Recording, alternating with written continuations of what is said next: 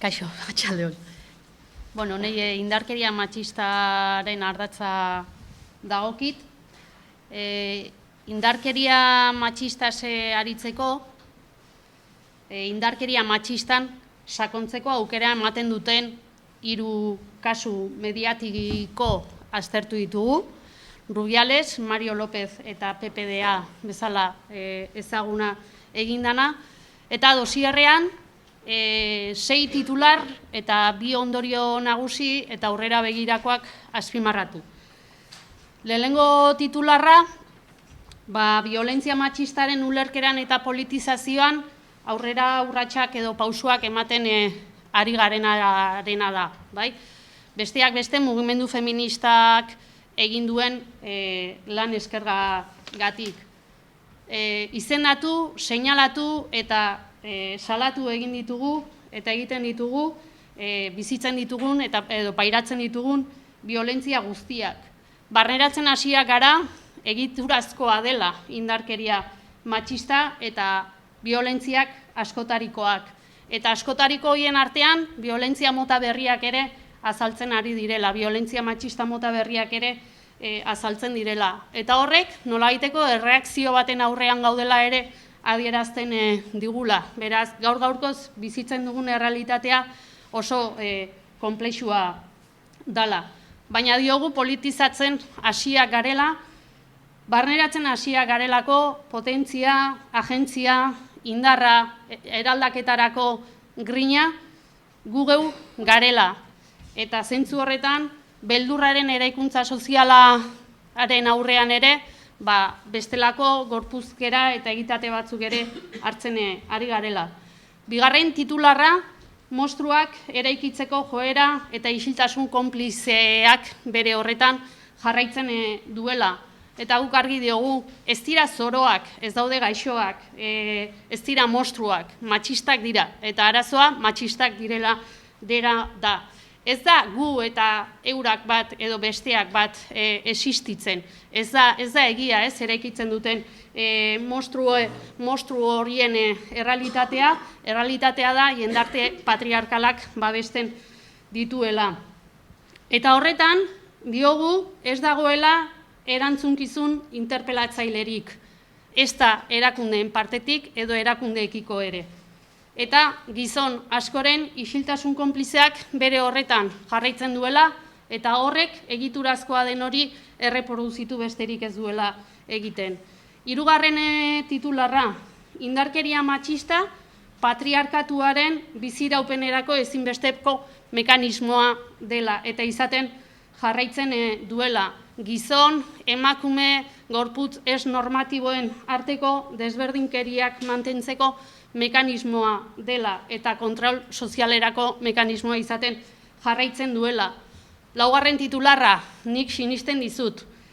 Elkartasunean eta ahizpatasunaren adierazgarri indarra egiturazkotasunari praktikatik erantzuteko nahia. Uste dugu horretan, erakusten ari garela, posible dela.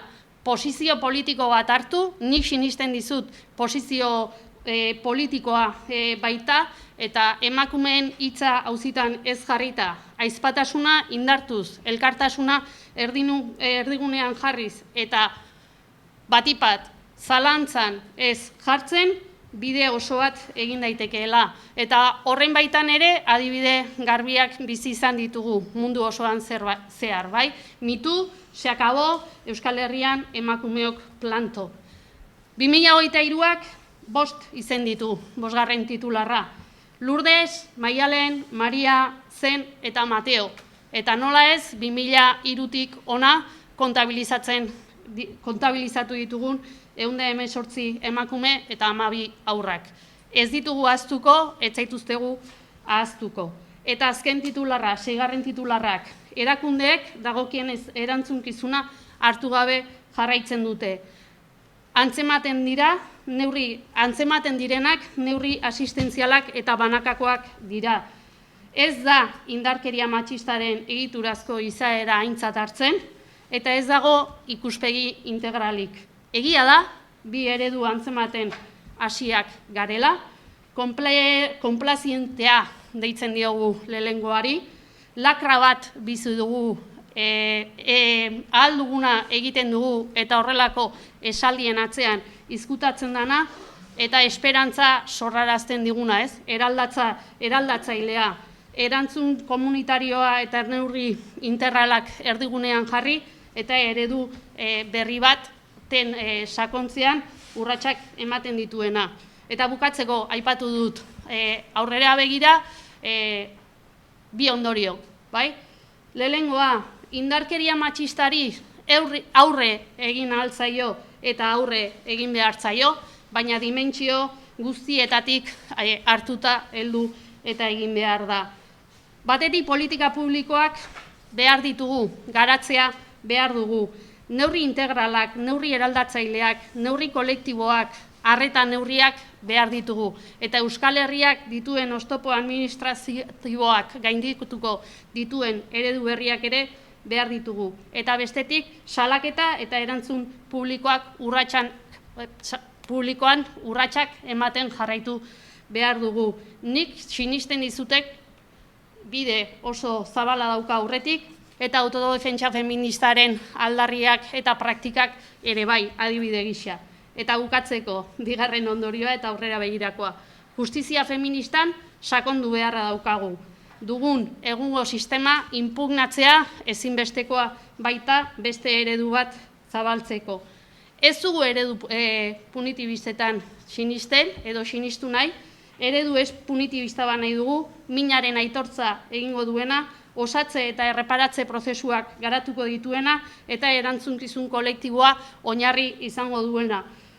Eta hori garatzeko gaur egungo sistema edo prozesu judizialen ondorio negatiboak, hutsuneak eta gaitasun feminista faltari ere aurre egiten jakin beharko dugu. Hoiek azalerazi eta beste eredu batzuk garatuz.